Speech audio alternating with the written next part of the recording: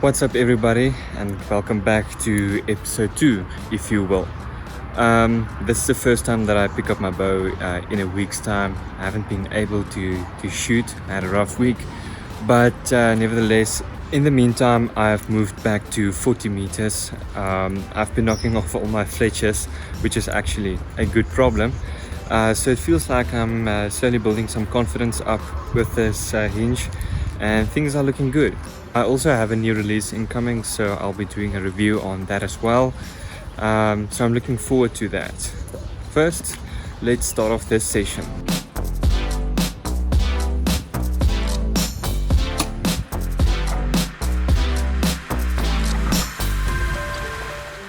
One thing you'll notice is that you'll feel very unfit when you shoot with a Hinge. The main reason is just you spend a lot of time, a lot more time on full draw than you are used to, which is logical. You'll get tired more quickly. So to work around it, I take a bit more time between my shots so that I do not pick up bad form. So it's a really simple thing. It's just to slow down a bit, give your shoulders and your back muscles a bit more time to recover before you take on your next shot.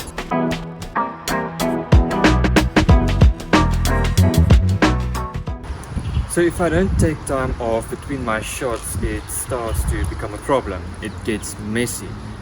It's as if your muscles signals to your brain, listen, there's something that needs to happen, and you start ripping the shots off. And that's a problem. That's not what you want. So when I take some more time between my shots, then it enables me to aim a bit longer, allowing me to make a much better shot, and that ultimately prevents me from picking up some bad habits. And the problem is there's no way that you can fast track this whole process. You have to put in the time, you have to get fit, build that muscle memory, and I think this is probably the only downside to this whole learning curve. And I think it's one of the main reasons that people still struggle to, master this release. But yeah, there's no other way. So let's get back to training.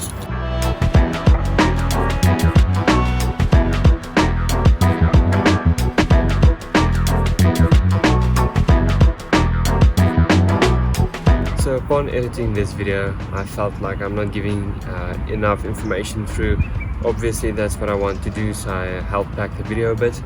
A question that you might be asking is, how do you evaluate your performance with a Hinge?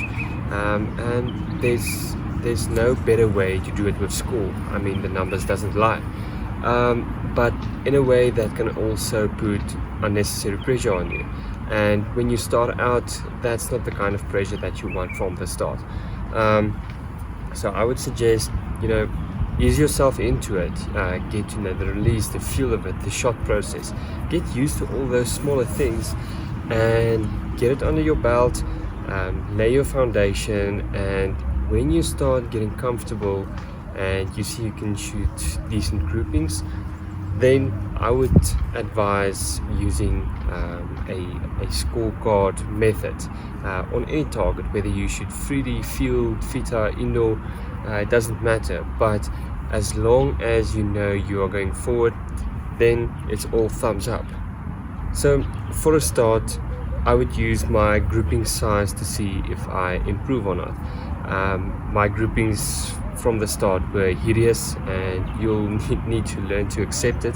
It's not a nice sight to see, but it's part of the learning curve. And as you go along, I think it's been 6 or 7 weeks since I've picked up my Hinge now, and it's only the second video. So sorry, this is a bit late, but my groupings were terrible. And when I compare my first groupings to the ones that I can shoot now on 40 meters, it's 2 worlds apart. So that's it for now. My next video won't take long before it hits my YouTube channel. I promise it won't take long. And I want to explain to you what I've done. I ran into heaps of trouble, so stay tuned to see what I've done to resolve all that issues Some of you might have experienced the very same thing, but I have an easy way out which works. It's concrete. In the meantime, stay safe, and I will then see you for sure in the next video. Cheers for now.